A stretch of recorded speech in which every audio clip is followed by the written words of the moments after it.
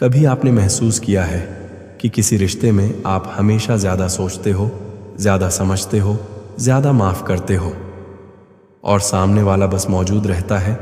आप हर बार खुद को एडजस्ट करते हो, हर बार बात संभालते हो, हर बार रिश्ता बचाते हो और फिर भी अंदर कहीं एक आवाज़ आती है, क्या मैं ही अकेला हूँ जो इतना दे रहा है? अगर हाँ, तो ये कहानी आपकी भी है। हर रिलेशनशिप में अक्सर दो तरह के लोग होते हैं, एक वो जो दिल से जुड़ता है और दूसरा वो जो सुविधा से जुड़ता है। एक इंसान रिश्ते को निभाता है और दूसरा रिश्ते का इस्तेमाल करता है। जो ज़्यादा देता है वो अक्सर ऐसा नहीं होता कि उसके पास सब कुछ होता है, बल्कि वो ऐसा होता है जिसने कभी कमी महसूस की होती है। उसे पता होता है अकेलापन क्या होता है, इग्नोर होना क्या होता है और टूटकर भी मुस्कुराना क्या होता है। इसीलिए जब वो किसी से जुड़ता है तो आधा नहीं जुड़ता, वो पूरा जुड़ता है। और जो सिर्फ लेता है वो अक्सर ऐसा होता है जिसे कभी रुककर सोचना नहीं पड़ा। उसे हमेशा अटेंशन मिली, केयर मिली, सपोर्ट मिला। उसे प्यार मेहनत नहीं लगा, आदत लगने लगा। जो ज़्यादा देता है वो रिश्ते को हम की तरह देखता है और जो सिर्फ लेता है वो रिश्ते को तुम की तरह। एक पूछता है तुम ठीक हो, दूसरा पूछता है तुम मेरे लिए क्या कर सकते हो। सबसे दर्दनाक बात यह है, जो ज़्यादा देता है वो कभी डिमांड नहीं करता। वो नहीं कहता मैंने तुम्हारे लिए इतना किया। वो नहीं गिनाता, क्योंकि उसका प्यार हिसाब से नहीं चलता। लेकिन जो सिर्फ लेता है वो हर चीज़ नोटिस करता है। अगर रिप्लाई लेट हो गया, अगर ध्यान थोड़ा कम हो गया, अगर प्रायोरिटी बदल गई, तो उसे फ़र्क पड़ता है। ज़्यादा देने वाला खुद को समझाता रहता है, शायद वो ऐसा ही है, शायद वो एक्सप्रेस नहीं कर पाता, शायद मैं ज़्यादा एक्सपेक्ट कर रहा हूँ। और इसी शायद में वो खुद को धीरे धीरे खो देता है। एक बहुत बड़ा साइकोलॉजिकल सच है, जो इंसान इमोशनली डीप होता है वो नेचुरली गिवर बन जाता है और जो इमोशनली शैलो होता है वो रिसीवर, क्योंकि गहराई देना सिखाती है और खालीपन सिर्फ लेना। ज़्यादा देने वाला रिश्ते को बचाने के लिए अपनी बाउंड्रीज तोड़ देता है। वो खुद को इग्नोर करता है, अपनी नीड्स दबाता है, अपनी आवाज़ कम करता है, क्योंकि उसके लिए रिश्ता टूटना खुद टूटने से ज़्यादा डरावना होता है। और लेने वाला वो कभी नहीं सोचता कि सामने वाला कितना थक गया है, क्योंकि उसे तो सब नॉर्मल लगता है। उसे लगता है वो तो ऐसा ही है। और यही सोच गिवर को सबसे ज़्यादा हर्ट करती है। धीरे धीरे गिवर इंसान कंप्लेन करना भी छोड़ देता है, क्योंकि उसे लगता है मैं समझा नहीं पा रहा, शायद मेरी फीलिंग्स ज़्यादा हैं। और यही जगह है जहाँ रिश्ता बाहर से चलता हुआ दिखता है, लेकिन अंदर से मरना शुरू हो जाता है। हर बार गिवर ही क्यों ज़्यादा देता है? क्योंकि वो रिश्ता खोने से डरता है और रिसीवर कभी खोने से डरता ही नहीं। जिसे डर नहीं होता वो एफर्ट नहीं करता। एक और कड़वा सच, रिसीवर अक्सर गिवर को लाइटली लेता है, क्योंकि गिवर हमेशा अवेलेबल होता है और जो हमेशा अवेलेबल हो उसकी वैल्यू देर से समझ आती है। गिवर तब तक देता रहता है जब तक उसके अंदर कुछ टूट नहीं जाता। कोई बड़ा झगड़ा नहीं, कोई हार्श वर्ड नहीं, बस एक दिन वो खुद से पूछता है अगर मैं रुक जाऊं तो क्या कोई फर्क पड़ेगा। एक समय के बाद ज़्यादा देने वाला इंसान थक जाता है। वो चिल्लाता नहीं, वो लड़ता नहीं, वो ब्लेम नहीं करता, वो बस अंदर से खाली होने लगता है। सबसे पहले उसकी उम्मीदें मरती हैं। अब वो ये उम्मीद नहीं करता कि सामने वाला उसकी मेहनत देखेगा। अब वो ये उम्मीद नहीं करता कि कभी कोई पूछेगा तुम कैसे हो। अब वो बस निभा रहा होता है। और यही सबसे खतरनाक स्टेज होती है, क्योंकि जब कोई बिना उम्मीद के निभाने लगे तो समझ लेना वो टूटने की तैयारी में है।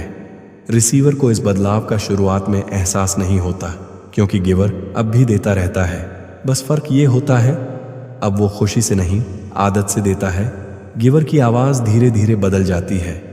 पहले वो पूछता था तुम ठीक हो, अब वो कहता है ठीक है।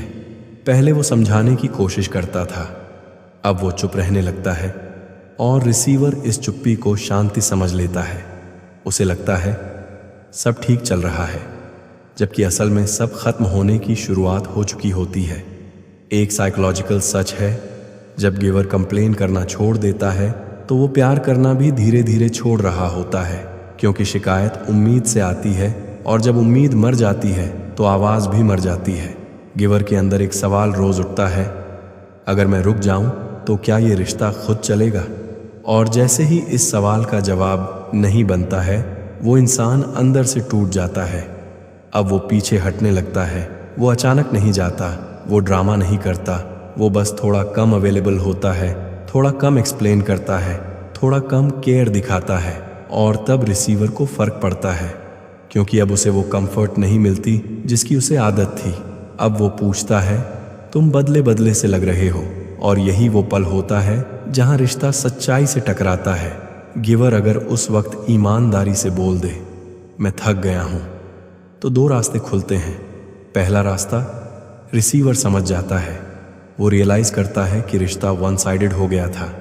वो एफोर्ड करना शुरू करता है, वो देना सीखता है और यहीं रिश्ता बच जाता है। दूसरा रास्ता, रिसीवर डिफेंसिव हो जाता है। वो कहता है, तुम ज्यादा सोचते हो, मैं तो ऐसा ही हूं, अगर प्रॉब्लम है तो मत करो। और यहीं रिश्ता मर जाता है, क्योंकि जिस रिश्ते में गिवर को ही अपना दर्द प्रूव करना पड़े, वो रिश्ता पहले से ही अनफेयर होता है। सबसे कड़वा सच ये है, हर रिसीवर बैड इंसान नहीं होता। कई रिसीवर बस अनअवेयर होते हैं। उन्हें कभी देना सिखाया ही नहीं गया, उन्हें हमेशा मिला है तो उन्हें लगा यही नॉर्मल है।